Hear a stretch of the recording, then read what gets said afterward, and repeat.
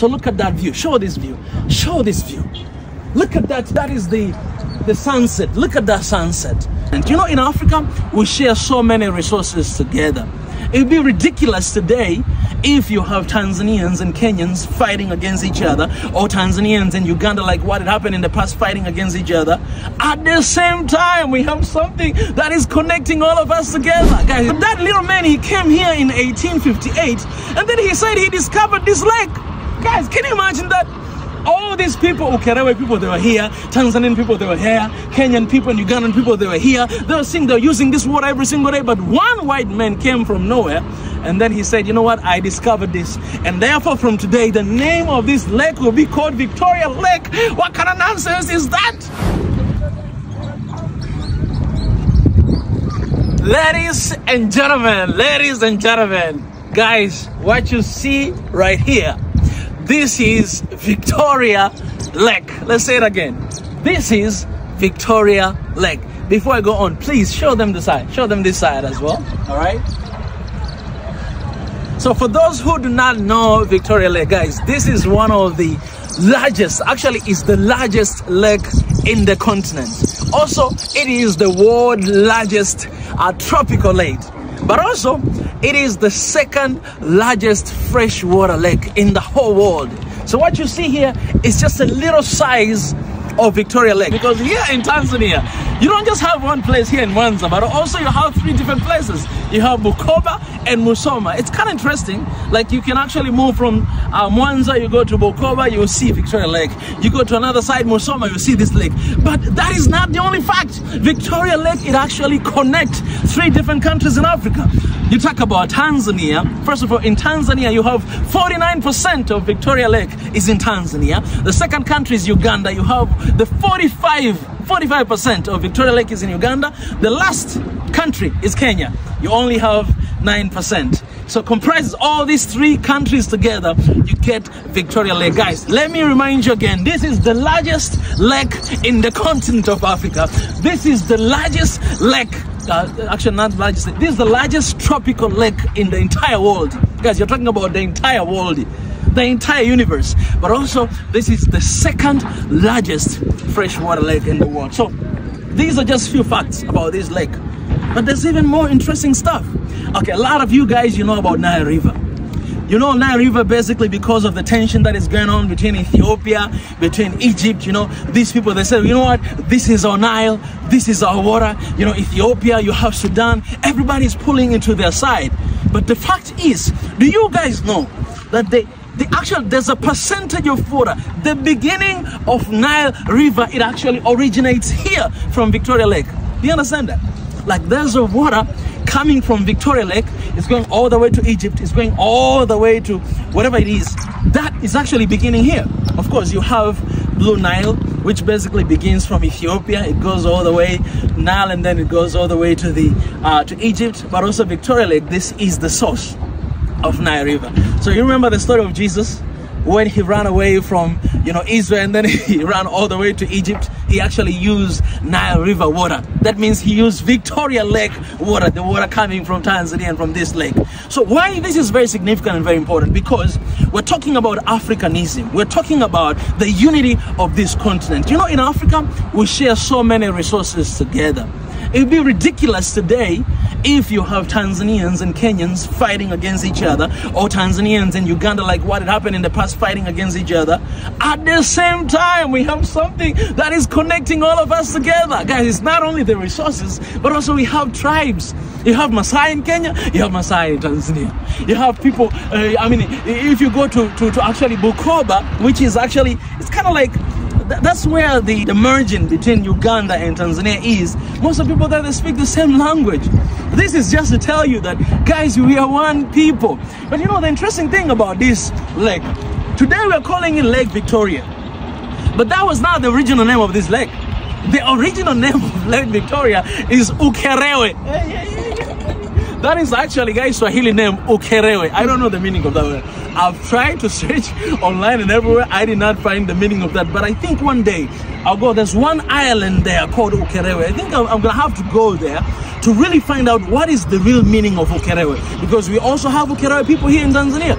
And this used to be called Ukerewe Lake. But you know what? In 1858, during the time of Queen Victoria, you know, he sent some people coming here to Africa. You guys, you know the story of Victoria Falls, which the original name of Victoria Falls is Mosi Oatunya, which means the smoke, the thunder. You know what I'm saying? And those are African names, guys. So this one also used to be called Ukerewe. But that little man, he came here in 1858, and then he said he discovered this lake. Guys, can you imagine that? All these people, Ukerewe people, they were here. Tanzanian people, they were here. Kenyan people and Ugandan people, they were here. They were saying they're using this water every single day. But one white man came from nowhere, and then he said, you know what, I discovered this. And therefore, from today, the name of this lake will be called Victoria Lake. What kind of nonsense is that? We cannot settle for anything like that. We cannot settle for anything lesser than our value. This, guys, is Ukerewe Lake. This is not Victoria Lake. Delete that from all social medias. It's not Victoria. This is Ukerewe Lake. And I saw in Uganda they have their own name as well. In Kenya they have their own name. But you know, this is Ukerewe. From today, let this water hear me today. Let Africa hear me today that this is Ukerewe Lake. Guys, this is the heritage of Africa. But that is not the only important thing, guys. I don't know if you like seafood, but guys, the best fish in this world are coming from Tanzania. I will say that. I will say that again. Best fish in this world are coming from Tanzania. I know Ugandan, you're going to oppose that. Kenyan, you're going to oppose that. I don't care, but I will tell you again that the best fish in the continent, in this world, is coming from Tanzania. We call Sangara and Sato. Those are the best fishes coming from this lake, guys. If you come to Mwanza, you have to try those fish. It's amazing, delicious, great. Ever since I came here, I've been eating that almost every single day. Right now I'm a little tired, but I'm telling you, it is such very tasty. It is good. You know, it's coming from the fresh water. This is the fresh water, the second largest lake in the whole world, the second largest of freshwater lake. This one, and this is where it comes from. So look at that view. Show this view. Show this view. Look at that. That is the sunset. Look at that sunset. All right, look at that. What kind of feeling are you getting when you're looking at this? Look at this. These are the famous stones in Mwanza. This is what you see when you type Victoria Lake. This is the first thing you're going to see. They're right here. And we're right here, guys, in Mwanza. You know, I also want to ride the boat. You see that boat? That boat, actually, it's not costing that much. You can just, actually, you can ride inside that boat, and I can show you guys some of the views in the boat. I think I'll do that. I think I'm going to have to do that. So, ladies and gentlemen, let me tell you this, man. God has blessed us, Africa, with everything. You can talk about water. You can talk about fertile land. You can talk about minerals, gold, diamond, tanzanite. You can talk about touristic places like these. You can talk about Kilimanjaro. You can talk about,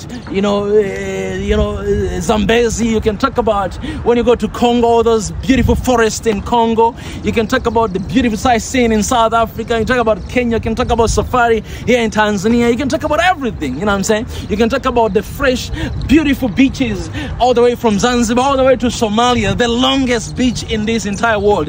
Africa is blessed. Not only this continent is blessed, but we as a people, we are blessed. Because this is what we are sitting upon. This is what we see every single day. But let me ask you this question. Why are we poor? Why we don't take advantage of what we have to change the lives of our people? Why we seem like we're sitting on this billion-dollar land, trillion-dollar land, but we do nothing in our lives? We still have poor education. We still have poor infrastructure.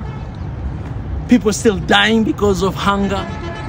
We still beg for money and aids from the Western countries and everywhere.